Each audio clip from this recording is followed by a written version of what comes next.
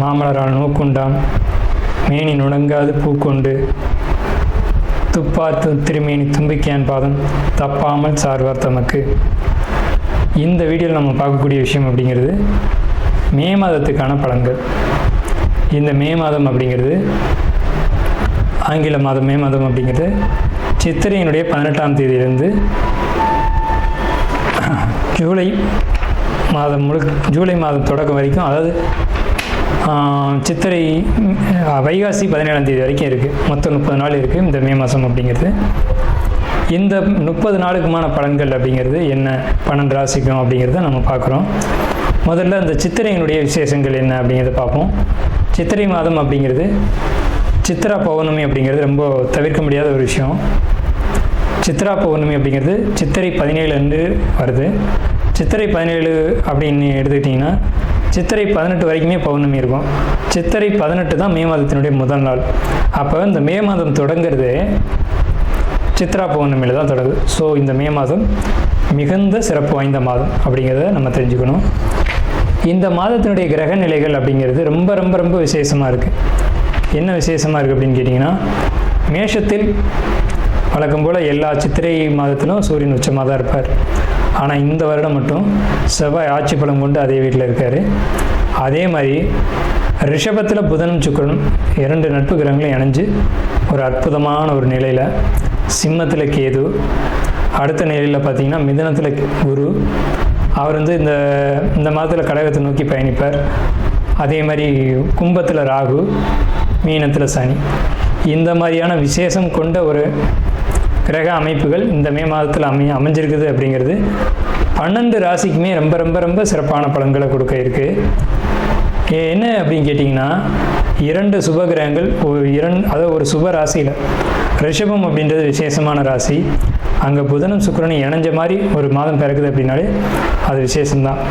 சரி, என்ன மாதிரியான நல்ல பலன்கள் நடக்கும் அப்படிங்கிறத நம்ம பார்ப்போம். இந்த சித்ரா பௌர்ணமியினுடைய விசேஷங்கள் என்ன அப்படின்னு பார்த்தீங்கன்னா, சித்ரா பௌர்ணமி அன்னைக்கு தான் சித்திரகுப்தனுடைய வழிபாடு நடக்கும். சித்திரகுப்தன் அப்படிங்கிறது யாருன்னு கேட்டிங்கன்னா, யமனுடைய அதாவது அசிஸ்டன்ட். இவர் தான் பாவ புண்ணிய கர்மா கணக்குகளை கையில் வச்சக்கூடியவர்.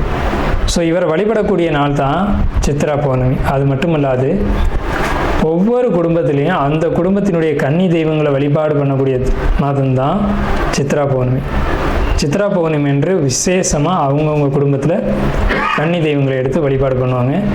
நம்ம வேணால் கன்னி தெய்வங்களுடைய வழிபாடு எப்படி அப்படிங்கிறத ஒரு தனி வீடியோவை கூட கொடுப்போம். ஸோ கன்னி தெய்வ வழிபாடு அப்படிங்கிறது ரொம்ப விசேஷமானதும் கூட, முக்கியத்துவம் வாய்ந்ததும் கூட. இதில் சித்திரகுப்தனுடைய வழிபாடு ரொம்ப ஒரு அவசியமான விஷயம். அதே மாதிரி திருவண்ணாமலை கிரிவலம், அவரவருடைய குலதெய்வ வழிபாடு. இதில் வந்து ரொம்ப குறிப்பிட்டு பேசணும் அப்படின்னா அன்னதானம் கொடுக்கறது. இந்த சித்திரை மாதத்தினுடைய ஒரு உக்கிரமான காலகட்டத்தில் அன்னதானம் கொடுக்கறத காட்டிலும் வந்து நீர்மோர் கொடுக்கறது, தாகத்துக்கு தண்ணீர் கொடுக்கறது, இதெல்லாம் ரொம்ப ரொம்ப விசேஷம். ஸோ அவங்க வயிறு குளிர்றது போல், மனம் குளிர்வது போல் உங்களுக்கு வந்து கர்மா வந்து தீர்க்கப்படும் அப்படிங்கிறது முக்கியமான விசேஷம். ஸோ இது முக்கியமான விஷயம். அதே மாதிரி இந்த சித்திரை மாதத்தில் கத்திரி வெயில் அப்படிங்கிறது மே மாதம் 4ஆம் தேதி அன்னைக்கு வந்து மே 28 வரைக்கும் இருக்கும். இந்த 25 நாட்களும் மக்கள் வந்து அதிகப்படியாக யாரும் வெளியில் வராமலும் சில விஷயங்களை தவிர்த்துக்கவும் வேணும். அன்பார்ந்த மேசராசினியர்களே, இந்த மே மாதம் அப்படிங்கிறது உங்களுக்கு ஒரு உன்னதமான காலகட்டம் தான் சொல்லணும். என்ன விஷயம்னு கேட்டிங்கன்னா, கடந்த காலகட்டங்களில் இருந்த நிலைமை போக இப்போது கிரக நிலைகள் அப்படிங்கிறத வச்சு பார்க்கும்போது கிரகத்தை வெல்ல மனிதனால் முடியாது அப்படிங்கிற ஒரு அடிப்படையில், ஏன் அப்படி சொல்கிறோம்னா, கடந்த காலகட்டத்தில் எதிரியினுடைய ஒரு தாக்கம் அப்படிங்கிறது பெரிய அளவில் வந்திருக்கும். இப்போ அதே எதிரியை நம்ம என்ன சொல்லுவோம்னா, சரிப்பா உன்னால் முடிஞ்சது நீ பாரு அப்படின்னு நம்ம சொல்லுவோம். அதுலேயும் நம்மளுடைய நிலை அப்படிங்கிறது முன்னாடி இருந்ததை விட இப்போ வந்து ஒரு தைரியமான ஒரு சூழலுக்கு வந்திருப்போம். என்ன காரணம்னு கேட்டிங்கன்னா, இந்த மாத கிரகம்னு சொல்லக்கூடிய செவ்வாய் வந்துட்டு ஆட்சி பலத்துக்கு வந்திருக்கு, 5 கூடிய சூரியன் உச்ச பலத்துக்கு வந்திருக்கு. ஸோ இதெல்லாம் வச்சு பார்க்கும்போது எதிரிகளை வென்று எதிரிகள் தோற்று ஓடக்கூடிய காலகட்டம். ஏதாவது பண்ணி இவனை வந்து முடிச்சிடலாம் அப்படின்னு நினச்சது போக இவனை ஒன்றுமே செய்ய முடியாதா அப்படின்ற ஒரு சூழ்நிலைக்கு எதிரி போயிடுவான். ஸோ இப்படி எதிர்ப்புகள் நீங்கக்கூடிய காலகட்டம் அப்படின்னு முதல் விஷயத்தை சொல்லி, பணம் பொருளாதாரம் இதை பொறுத்த வரைக்கும் தேவைக்கு மிகுதியாகவே உங்களுக்கு வருமானம் வரும். அது கடனாக இருக்கலாம், அல்லது கொடுத்திருந்த வருமானமாக இருக்கலாம். ஏதோ ஒன்று வரவேண்டிய பொருளாதாரம் உங்களை தேடி வரும். உங்கள் பாக்கெட்டில் பணம் இருந்துக்கிட்டே இருக்கும், உங்களுடைய ஜிபேயில் பணம் இருந்துக்கிட்டே இருக்கும். அதை நீங்கள் செலவு பண்ணுறீங்க, இல்லை பத்திரமா வச்சுருக்கீங்க, இல்லை அது கடனுடைய பணம், அதை கடன் அடைக்கணும் அப்படின்னு நீங்கள் நினைக்கிறீங்க. இதெல்லாம் உங்களுடைய விருப்பம், இதெல்லாம் உங்களுடைய பாடு. ஆனால் உங்கள் கையில் பணம் இருக்கும். அது யார் பணமோ அது நமக்கு தெரியாது. சரிங்களா? அடுத்த நிலையில் பார்க்கும்போது முயற்சிகள் எல்லாம் உங்களுக்கு வெற்றி அடையுமா அப்படின்னு கேட்டிங்கன்னா, எதை தொட்டாலும் வெற்றி அடையும். எந்த விஷயத்தை முயற்சி பண்ண இவ்வளோ நாள் நீங்கள் முயற்சி பண்ணிக்கிட்டே இருந்திருப்பீங்க, சலிச்சே போயிருந்தீங்க. என்னடா வாழ்க்கை இது, எவ்வளோ முயற்சி பண்ணுறோம், வாழ்க்கையில் வெற்றி அடையவே முடியல அப்படின்னு நினச்சது போக வெற்றி அடைஞ்சு முன்னேற்றங்களை நீங்கள் பார்க்கக்கூடிய காலகட்டம். பொருளாதார முன்னேற்றம், முயற்சிகளுடைய வெற்றி, தொழில் முயற்சிகளில் வெற்றி. என்னென்னு கேட்டிங்கன்னா, தொழில் தான் ஒரு மனிதனுடைய அடையாளம். இந்த மே மாதத்தில் மட்டும் எந்த தொழில் முயற்சிகள் நீங்கள் எடுத்தாலும் அது வெற்றி அடையும். வெளியூர் பயணங்கள் கொஞ்சம் குறைச்சிக்கணும், வெளிநாடு பயணங்கள் அறவே வேண்டாம். அதே மாதிரி உங்களுக்கு கடன் வாங்கக்கூடிய சூழ்நிலைகள் அதிகமாக ஏற்படும், கடன் வாங்கிக்கோங்க. கடன் வாங்குறதுனால பாதிப்புகள் இல்லை. கோயில் பயணங்கள் உங்களுக்கு அதிகமாக அமையும். நீங்கள் அமைதியாக தான் இருப்பீங்க. வேறு யாராவது சம்மந்தம் இல்லாமல் கோயிலுக்கு போகலாம் வாங்க அப்படின்னு கூப்பிடுவாங்க. போக வேண்டிய சூழ்நிலைகள் இருக்கும், போயிட்டு வாங்க, அது நல்லது கொடுக்கும். நிச்சயமாக நீங்கள் எந்த அளவுக்கு கோயிலுக்கு போகிறீங்களோ அந்தளவுக்கு உங்களுக்கு முன்னேற்றங்களை நிச்சயமான வகையில் கொடுக்கும். தொழில் முயற்சிகள் வெற்றி அப்படிங்கிறதுல மாற்றமே இல்லை. அதேமாதிரி லாபங்கள் பிரம்மாண்டமாக இருக்கும், பெரிய அளவில் கிடைக்கும். வருமானங்கள் இருந்தாலும் அதில் சேமிப்புகளும் அதிகரிக்கும். வருமானம் வரலாம், ஆனால் அது சேமிப்பு ஆகுதா அப்படின்றது தான் ஒரு விஷயம். உங்களுக்கு வரக்கூடிய வருமானத்து அளவுக்கு சேமிப்புகளும் இருக்கும். அயன சுயன சயன போகத்தை பொறுத்த வரைக்கும் உங்களுக்கு மிகுதியாக இருக்குது. இவ்வளவு காலமாக தூக்கம் வராமல் போராடிட்டு இருந்தவங்க கூட படுத்தன் தூங்கினா நிம்மதியான உறக்கம் அப்படின்னு சொல்லக்கூடிய ஒரு சூழல்கள் இருக்கும். சரிங்க சார், இப்போ எங்கே வந்து இவ்வளோ தூரம் பாசிட்டிவாகவே சொல்லிட்டு இருக்கீங்க அப்படின்னு கேட்டாலும் கூட நெகட்டிவான சில விஷயங்கள் இருக்குது, அதையும் சொல்லிடுவோம்.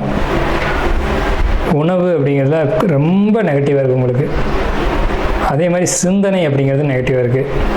என்ன அப்படின்னு கேட்டிங்கன்னா, வயிறு சார்ந்த உபாதைகள் பெரிய அளவில் உங்களுக்கு தலை தூக்கும்.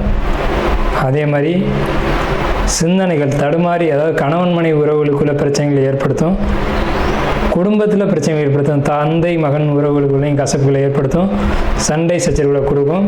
அது வாக்குவாதங்கள் தான், வேற ஒன்றும் பெரிய பாதிப்புகள் இல்லை.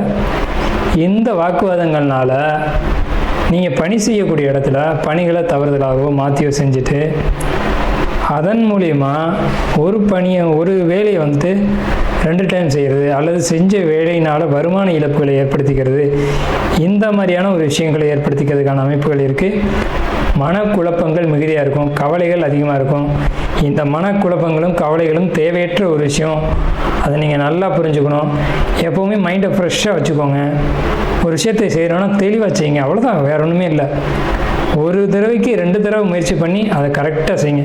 நம்ம செய்கிற வேலை கரெக்டாக இப்படி தான் செய்யணுமா, இல்லை இதில் ஏதும் தப்பு பண்ணுறோமா, அதாவது ஒரு கால்குலேஷனே போடுறோம், தொடர்ந்து ஒரு கால்குலேஷன் போடுறோம்னா கையில் போடுறோம் அப்படின்னா கூட்டினதை மறுபடியும் ஒரு மறு கூட்டல் போட்டுக்குங்க, அவ்வளோதானே. இந்த மாதிரி ஒரு சின்ன சின்ன தவறுகள் தான் நடக்குமே தவிர மற்றபடி மே மாதம் அப்படிங்கிறது இந்த மேச ராசிக்காரங்களுக்கு உடல் ஆரோக்கியத்துக்கும் சரி, பணம் பொருளாதாரத்துக்கும் சரி, தொழிலுக்கும் சரி, வேலைக்கும் சரி மிகச்சிறந்த உன்னதமான மாதங்கள் அப்படிங்கிறதுல எல்லளவும் மாற்றம் இல்லை. இதில் கவனமாக இருக்க வேண்டிய விஷயங்கள் 2 விஷயந்தான், அதை நான் சொல்லிட்டேன். மாணவர்களை பொறுத்த வரைக்கும் படிப்பு கல்வி அப்படிங்கிறது ரொம்ப கவனமாக இருக்கணும். வரக்கூடிய காலகட்டங்கள் கல்விக்காக 1 முறைக்கு 2 முறை முயற்சி செய்ய வேண்டியிருக்கும். ஸோ இதுதானே தவிர கல்வியை பொறுத்த வரைக்கும், ஏன்னா உங்களுக்கு வந்து 7 சனி நடக்குது அப்படிங்கிற ஒரே காரணம்தான். கல்வியில் கவனம் தேவை. மறுபடியும் படிக்கக்கூடிய சூழ்நிலைகள் உருவாகும். குடும்பத்துக்குள்ளே ஏற்படக்கூடிய வாக்குவாதங்களை பொறுத்த வரைக்கும் தவிர்த்துக்கோங்க. நாம் இதுவரைக்கும் பார்த்த ராசி பலன்கள் எல்லாமே பொதுவான ராசி பலன்கள் தான், 12 ராசிக்குமே. அப்போது உங்களுடைய தனிப்பட்ட பிறப்பு ஜாதகம் அப்படிங்கிறது உங்கள் ஜாதகத்தில் தனிப்பட்ட பலன்களை கையில் வச்சுருக்கோம். உங்களுக்கு ஜோதிடம் சம்பந்தமான சந்தேகங்கள் இருந்தாலும் சரி, அல்லது ஜோதிடம் பார்க்கணும் அப்படின்ற எண்ணங்கள் இருந்தாலும் சரி, இல்லை ஜோதிடத்தில் சந்தேகம் இருக்குன்னு நீங்கள் நினச்சாலும் சரி, நம்ம நம்பர் வந்து கீழே ஸ்க்ரீனில் தெரியுது. அந்த நம்பருக்கு காண்டாக்ட் பண்ணி நீங்கள் எந்த நேரத்தில் வேணாலும் நம்மக்கிட்ட பேசலாம். இல்லை ஜாதகம் பார்க்கணும் அப்படின்னாலும் நீங்கள் அப்பாயின்மெண்ட் வாங்கிட்டு எப்போ வேணாலும் நம்மளை காண்டாக்ட் பண்ணி ஜாதகம் பார்த்துக்கலாம். நன்றியும் வாழ்த்துக்களும். வாழ்க வளமுடன்.